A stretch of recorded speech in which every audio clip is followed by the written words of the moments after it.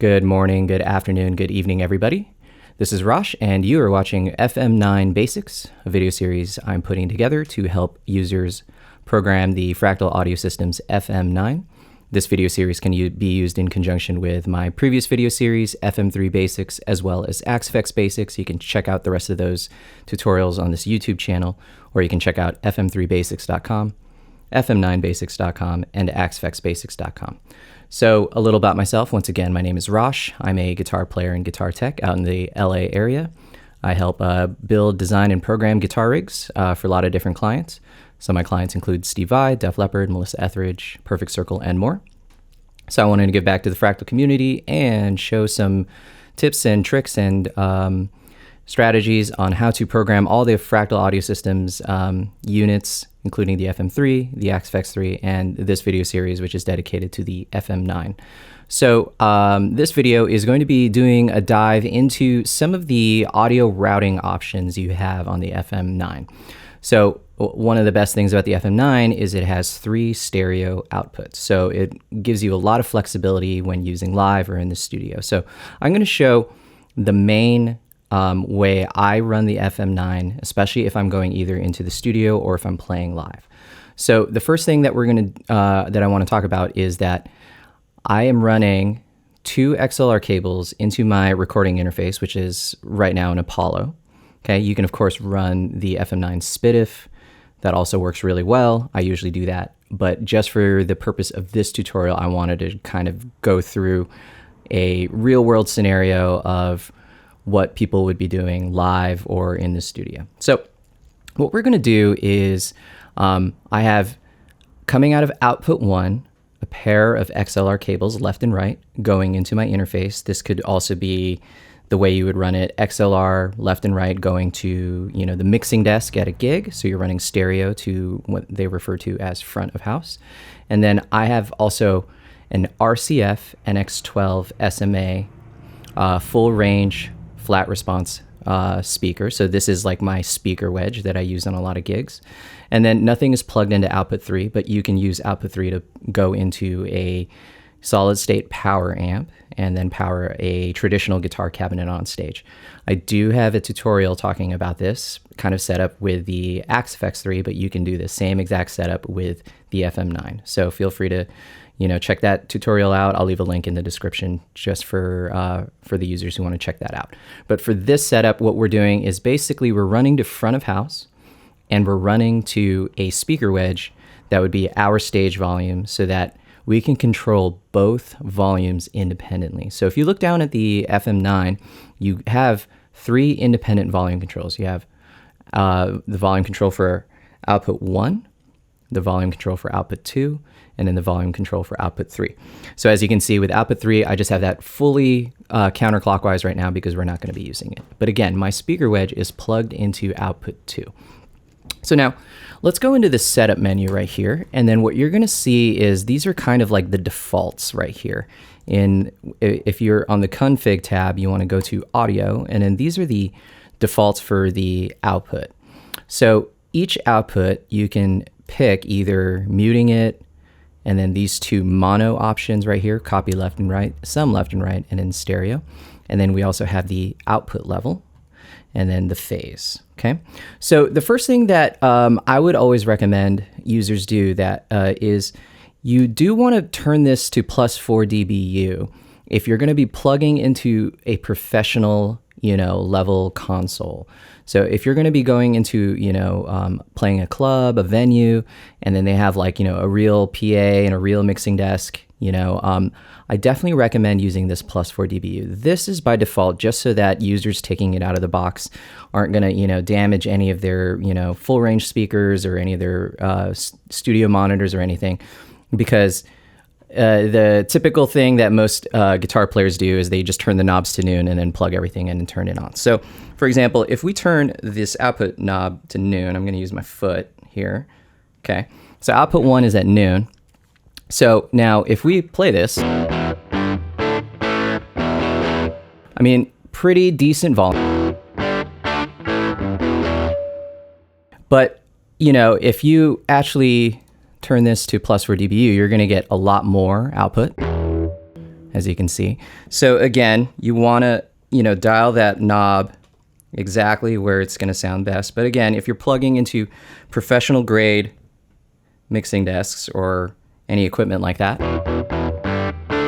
you want to get a good level. So right now I'm just turning, the gain knob on my Apollo just to level that out a little bit.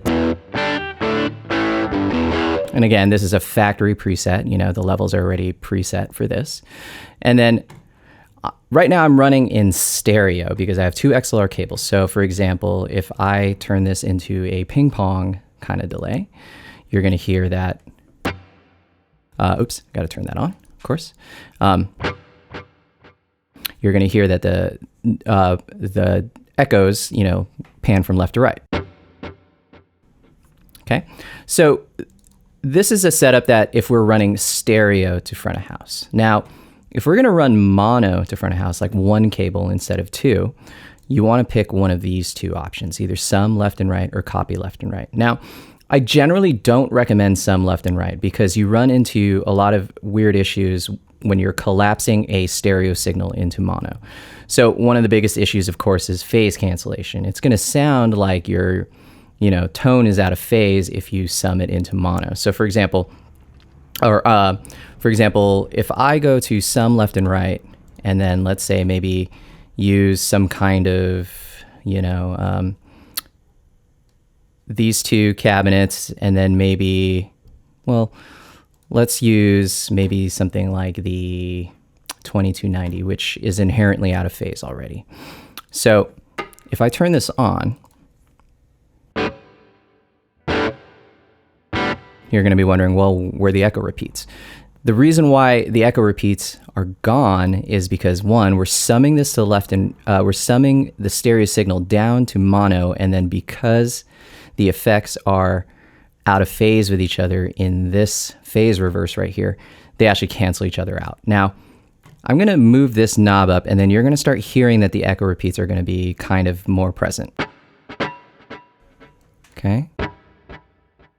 But you're kind of only hearing like one side of it. And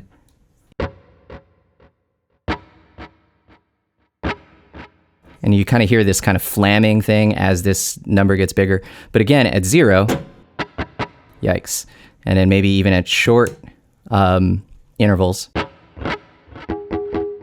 you get this kind of almost flamming sound. Sounds like almost like a like a phaser's on or something's out of phase. You end up losing a lot of the low end in your tone and everything. So I generally don't recommend sum left and right unless you know very specifically that you are not going to have any phase canceling whatsoever in your signal path. Now, the setting I do recommend if you are going to mono is copy left and right. So what happens is the left and the right signal are pure copies of each other. Okay, so copy left to right. Now, you will not get any stereo effects. So for example, if you do something like a dual delay, you're only going to hear the left side because you have only the left side in the signal path. Okay, so that means anything that is coming out of the left output of the FM9 is also going to be coming out of the right output. So for example, in this dual delay, right here, this delay that is on the left side is the only thing you're going to hear. You're going to hear this echo repeat at 500 milliseconds, but you don't hear this echo repeat. Okay, so if I return this back to stereo, for example, you're going to hear, let's put this to 375, you're going to hear both sides of this stereo field. Now, again, if I sum that to mono, copy left and right, you only hear the left side. Now, if you want to hear both of these delays in mono, you just have to make sure that the panning is right up the center, like this. Now you hear that. And this is going to apply to every single effect that is in here that is pan left or right. So for example, if you're using a cabinet block, and these are two cabinets, right now they're panned up the center, but if you do some kind of stereo thing where you're panning each cabinet left and right, the cabinet that is on the left side right here is the only thing that's going to be heard in this signal path. So for example, if I pan this cabinet, and again, we're going to go left to right, we're in mono, that means this signal path only has the left cabinet in it. Oops, let me take that off. Okay, so for example, if I mute this cabinet, see, we're only hearing maybe the reverb echo repeats. So you see that we're only hearing the left side. So if you want everything to be heard in a mono signal, just put everything right up the center. So again, certain delays, certain stereo effects might have some strange behavior, the 2290 being one of them. I do have another tutorial talking about why the 2290 doesn't quote unquote work in mono. What you need to do is, of course, remove the phase reverse here, and then now the 2290 will work as normal. Okay, so that is running output 1 either in mono or stereo. I generally, for most gigs, I run in mono. Sometimes I do get the luxury of running in stereo, but running mono is great because then I just give the sound engineer one cable running direct to front of house, and then the other output can just be ignored or whatever, and it doesn't matter which output he does. Again, the other reason why I generally don't get to run in stereo a lot is because sometimes I don't want to deal with any of the phasing issues. Sometimes I don't want to deal with any of the panning issues or anything like that. It just makes your presets kind of work almost in any venue. However, if you do want to run stereo, that is always an option. If you have a trusted sound engineer, maybe it's a venue you play all the time, or you're in a touring band and you have your own front of house engineer who knows how to pan your guitar path, the correct way and deal with any of phase issues, then no problem. Okay. So now the thing is, if you remember at the beginning of the tutorial, I also have a full range speaker plugged into output 2. So if I mute this output right here, you're not going to hear anything, of course. Okay. And I am plugged into output 2 right now. I got this, RCF NX12 SMA into output 2. Now, what you can do in any preset, if you want to specifically send something to output 2, is you can, of course, add an output block. And so if we take this output block and put the output 2 right here, and then connect that shunt, what you're going to hear in the background, my microphone's probably going to pick it up, is the speaker, my RCF, full range flat response speaker wedge. So that's that being in the background. And I'm going to kind of just reach in there, turn this up just a hair. Oops, not that much. Okay, so that is my speaker wedge in the background right there.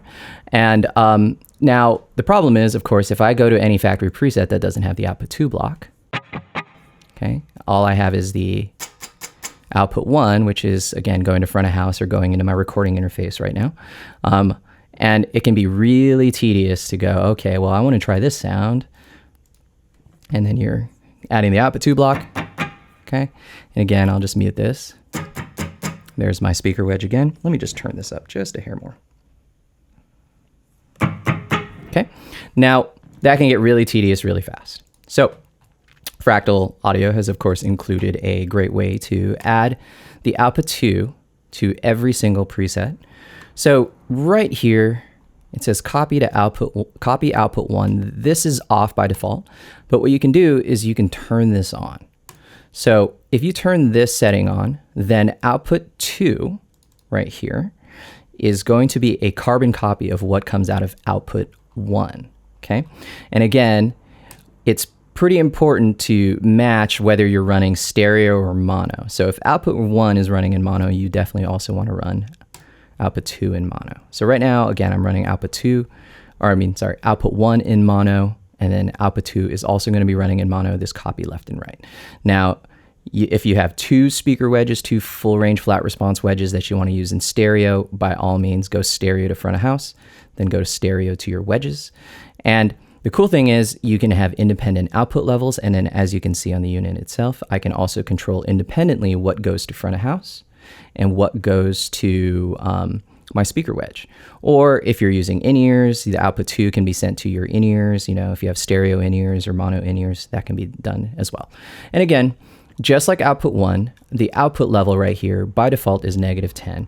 I definitely recommend going +4. Now I'm going to turn my full range cabinet down again using the output 2 knob, again using my foot.